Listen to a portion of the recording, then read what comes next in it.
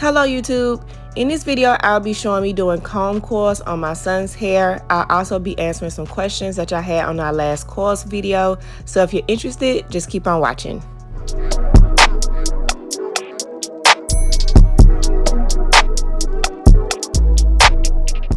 Alright y'all, so we're gonna hop right into it. I received a couple of comments asking for us to do an updated comb coils video, so here it is.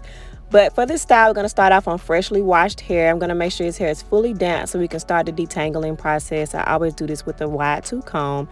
When I do this style, I always start it off on wet hair because it's easier to get the comb through. But I'm going to put leave-in conditioner on his hair just to add more moisture to his hair because his hair sometimes gets very dry.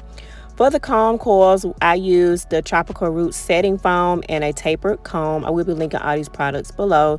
But when I start the style, I do start from the back, and I did a detailed tutorial on this about a year ago maybe, so I will link that up above.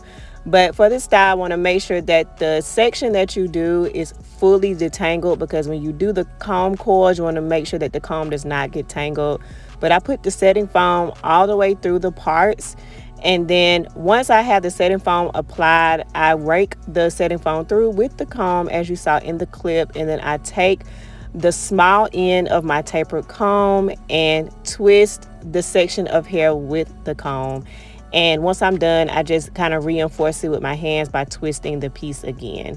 So I'll show you that again by taking the small end of the comb and starting at the root and just twisting it toward the right, since I am right-handed, and I do this motion throughout the whole head. So my son likes this look because, you know, it gives him the look of dreadlocks. These can be used to start dreadlocks from what I hear, but I hear when you do this method, it takes a little longer to lock your hair. I'm not a loctician, so I don't really know a lot about locks, but I have seen people start their dreadlocks this way. So these can be used for starter locks, so I hear. But when I do this style, I try to make sure the parts are neat, you know, as neat as I can get them. And I try to make sure that all of the coils are done neatly, just so, you know, it looks like dreadlocks, because that's the look that my son is going for. So once again, I did say that I did this style about a year ago, where I gave some really good tips in that video. So I am going to link that up above and down below. But main thing about when you're doing this style is making sure that the sections are fully detangled before you even attempt to do the coil with your comb. Because if you do the coil with the comb and you have knots in the hair, it just gets a big matted mess, and the comb is going to get stuck, and you're going to hurt the person's hair that you're doing or a client. So you just want to make sure that the hair is fully detangled when you do this. Some questions that I got under the first video: a lot of people ask me how long did this last. This style lasts my son about 2 weeks. I will say that this style, the roots actually become puffy over time, especially if the person sweats a lot. So my son does actually deal with his roots being puffy with this style. Another thing people asked me was, how did my son sleep with this style? He just slept with the bonnet on, and it holds fine. As long as he doesn't sweat a lot, he can keep the style longer. But since he sweats a lot, since he plays sports, it definitely, you know, makes his roots puffy, and the style only lasts about 2 weeks. Another common question that I got on the last video was, how long does your hair have to be to get this style? I didn't measure my son's hair when we first did it, but his hair was pretty short when we did it, especially since he gets a taper fade in the back of his head. I think that's what you call that haircut. So that hair is a little shorter. But from what I read, your hair has to be about 2 or 3 inches. I would say as long as the tapered end of that comb can grip that section and make a coil, then I would say that's how long your hair needs to be.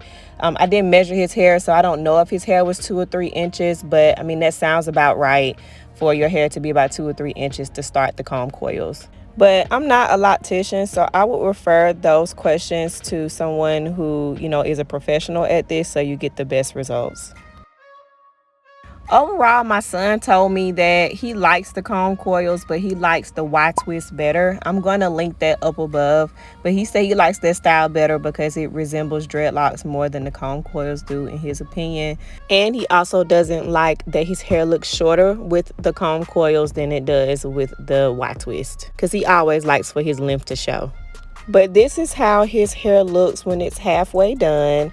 Once I get to the front of his hair, he always likes for me to twist or coil his hair in a way that it hangs over his forehead. I still don't understand why he likes this, but he does. Once we're done with all the coils, I take my blow dryer to dry all of that product. This actually seals in the setting foam, and the coils become not stiff, but you know, it locks in the style. And as you can see, the hair looks really shiny and neat. Once I am done with that, I usually apply some oil so his hair remains shiny and the scalp is moisturized. But this is how his hair looks when it's done. Overall, this style took about, I think, 2.5 hours. And like I said earlier in the video, it lasts 2 weeks. So if y'all like this video, please don't forget to give me a thumbs up. If you have any other questions, I'll be happy to answer them down in the comments. And if you have any other suggestions about any styles, please leave a comment down below. I'll see y'all in the next video.